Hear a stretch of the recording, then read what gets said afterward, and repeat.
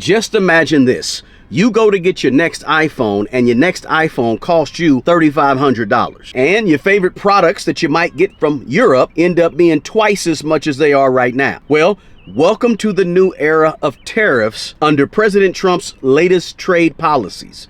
Now, hold on a second. Let me turn the car off, take off my seatbelt. Now, Trump's warning to Apple, the company Apple, was really done a couple of days ago, last Friday. Trump's announcement to Apple was that soon America would charge a 25% tariff on all iPhones that are not manufactured in the US. Now, the whole point of Trump's warning to the company Apple was to pressure them to shift their production to here in America, domestically. Now, you may be saying to yourself, so what? I don't buy Apple products. I don't own Apple. Doesn't matter to me, right? Like, you might be like me. I'm an Android guy. I'm not an Apple person, right? So you might be saying, what's the big deal? So what? Well, here's why it's important. Apple is the biggest company in the world by market share, also known as market capitalization. Now, what is market capitalization? It's normally referred to as market cap. And market cap is the measure of a company's total value calculated by multiplying the outstanding shares by the current share price. And as of 2 days ago, Apple's total market cap was $3.3 trillion. That's more than any other company on the face of the planet. So when you're talking about imposing tariffs on that company, that's a big deal. Whether you own an iPhone or Apple products or not, it's a big deal, right? I may be an Android person, but most of the people I know, a lot of people, they're Apple people. Guys, let me know in the chat below. Are you an Apple person or an Android person? And by the way, this is not just for Apple. This really is for other tech companies as well. So this tariff threat of 25% is not only limited to just Apple. Trump said that, hey, this could apply to other tech companies like Samsung, right? Those companies could face this 25% tariff also if their products are not manufactured in the US. Now, a lot of analysts have come out recently and said, listen, the economic impact to Apple could be pretty big, and that producing and manufacturing Apple iPhones right here in America could make your Apple iPhone go up to $3,500 for one, right? And that's a whole heck of a lot of money. But something tells me, and maybe I'm wrong about it, but something tells me people would probably pay $3,500 for an Apple iPhone. I don't know. You guys can tell me in the comments below. If my Android phone went up to $3,500, I'm not buying an Android phone. Something's gonna have to change. But here's the deal. Labor in America costs more than it costs overseas. So if these tariffs do kick off, there's going to be layoffs, and at the very least, you're going to see an increase in your phone. That's for sure. Now, Apple, I read in a couple of stories that Apple has been moving some of their production over to India. But again, Trump says, hey, you got to bring that production back to America here domestically, and if not, we're going to charge you a high tariff. And that's going to be a big problem for Apple as a company. But here's the deal. We all know that a company just can't pick up and start manufacturing and producing all of their stuff right here in America right away.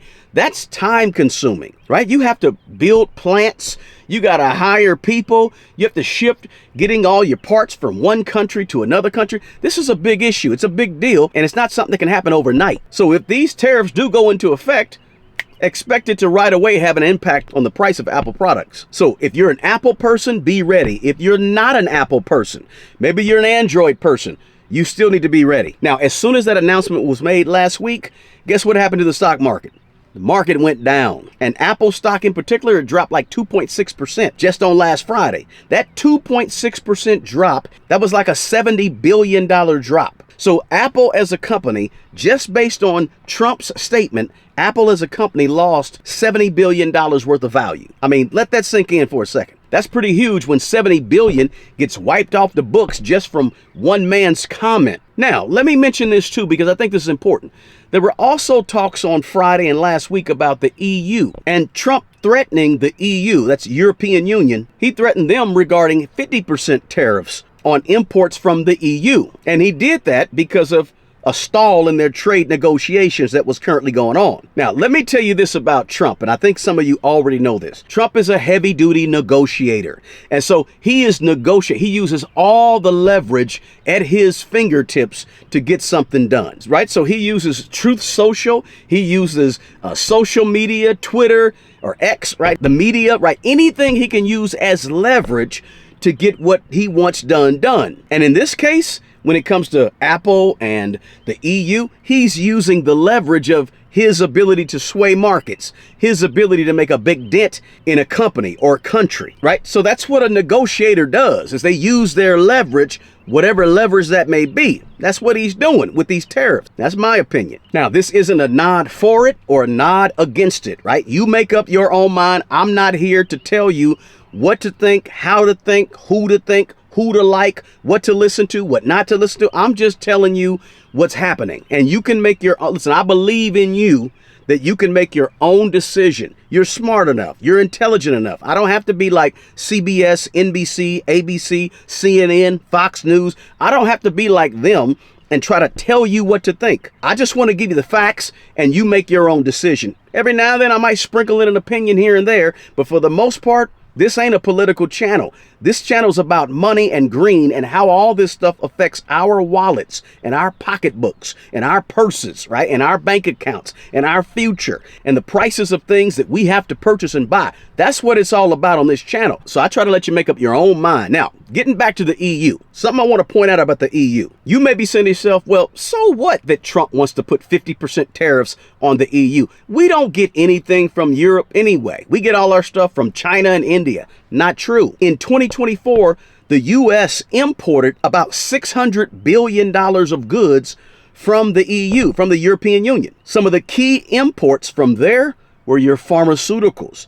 More than $127 billion in pharmaceuticals was imported into America from the EU. And more than $45 billion in automobiles was imported to America from the EU. And then, of course, you got your smaller things like your wine and your beers, your beverages and your cosmetics and things like that. So there are things that we use every single day that come from the EU. So when you see tariffs being imposed and levied upon them and talks being sort of stalled and so forth, that's a big issue. Now, the EU's response was basically to say, hey, look, we're ready to defend our best interests, Trump. And we think, trade deals should be based on, mutual respect and not on threats and bullying or something like that. They said something to that effect, right? But I watched them, and the EU, to me, they're pretty much digging their heels in and saying, hey, that's cool. You do what you do, Trump. But guess what? We ain't budging. Now, both of these announcements of the 25% tariffs, perhaps on Apple starting in June, and the EU tariffs, both of these things had a negative effect on the stock market. So last Friday, you saw NASDAQ went down and you saw the S&P 500 go down. The stock market don't like volatility. The stock market likes a little bit of predictability. So when these geopolitical things and these trade wars and these tariffs and all these things are going on, the market usually responds in a bad way. Look, trade wars become real wars if you're not really careful.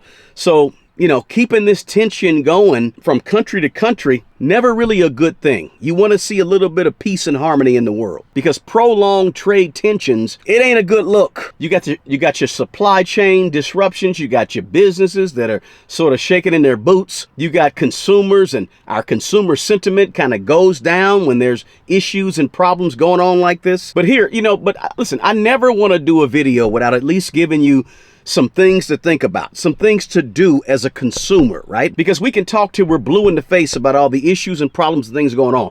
The bottom line is, how does it affect us? And what can we do to make sure we're ready and prepared? Look, Apple may not be ready, but we can get ready. It just seems like as soon as things kind of die back down, things kind of pick back up, right? So what should you do moving forward as a consumer, as an American? First, stay informed.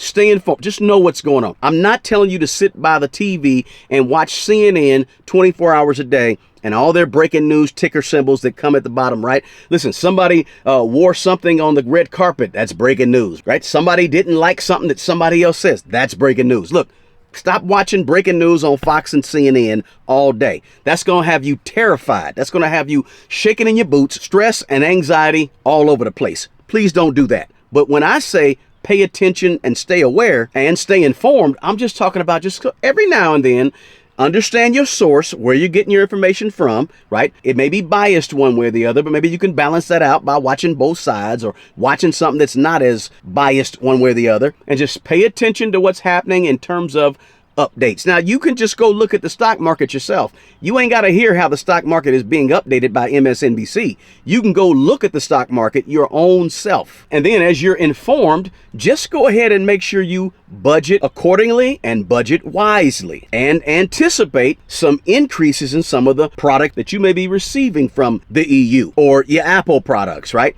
Just understand how this process works. And once you understand how it works, it'll make you less stressed, right? Because the reason you get all stressed and anxious over what's happening because you really don't understand it and you don't know. All you know is what they tell you. And part of what they tell you on the news is to get you hyped up, is to get you to tune back in. As soon as you go to the grocery store, come back and watch this again. That's why they have these cliffhangers before the commercial comes on, because they want you to tune back in as soon as that's why they have the red ticker symbol that says breaking news, because they want you to watch, because fear sells. But I'm saying, chill out, relax, monitor it here and there, but live your life outside of this breaking news that's always happening somewhere, everywhere. And be aware of your purchases. Be a little more intentional about your purchases. It's really easy in America. Let's just be honest. I'm gonna say it. I know you're thinking it. Listen, it's really easy to be complacent in America. A lot of times things are done for us and we are told what to think. We're not challenged about thinking on our own. So it's kind of easy to kind of just be real complacent and chill. You know, we're not threatened by wars and things like that. We haven't been in a long time on our soil here in America. So it's easy just to be sort of complacent and laid back. I'm not telling you to do that. I'm telling you to be aware of what's going on, but don't let it stress you out. The other thing you can do is explore your alternatives in terms of your purchases. Right? Maybe there's another way to purchase what you normally purchase. Maybe there's a way to actually shop domestically. Maybe you buy American, right? That used to be a thing like 20, 30 years ago. Remember that, guys? Buy American. You just buy things that are made in America. That was like a thing. But nowadays, it's like you're saying something bad when you say buy American. But listen, all I'm saying is, in terms of prices as a consumer, you may want to consider buying things made in America to keep the prices down for you as a consumer. And maybe you need to delay some of the non-essential things right now until things kind of settle down, right? The high ticket items, the trips to Cancun and the DR and all that good stuff. I'm not telling you how to live your life, right? You live your life what's best for you. I'm just saying be a little more aware, a little more cognizant of what's going on, and be a little more intentional with how you're spending your money and how you're saving your money and how you're investing your money. And maybe you don't just buy American, but maybe you buy local. Like, drop a comment below if you intentionally buy things local on a regular basis, right? Because when you buy local, you're supporting your local grocer, you're supporting your local farmer, you're supporting your local manufacturer, you're supporting people that are right around you in or near your community or your county or your city or your state, right? You're supporting the people near you. There's nothing wrong with that. And it helps you sort of mitigate against tariffs. I'm just saying, stay proactive, stay informed, always listen with a third eye, and manage your finances on a regular basis so you understand where you're at and what you need. And also slow down with the big purchases and the fancy purchases, and you're good. Look, the 50% tariffs on the EU and the 25% tariffs on Apple iPhones not manufactured here in America, it don't have to really affect you if you sort of shift some of your spending patterns and spending behaviors and where you actually spend your money. Listen, if you got value out of this quick video, do me a favor, smash that like button, drop me a comment, share the video with somebody you know, and turn your notifications on and stay tuned to this channel for more updates. Until the next video, peace.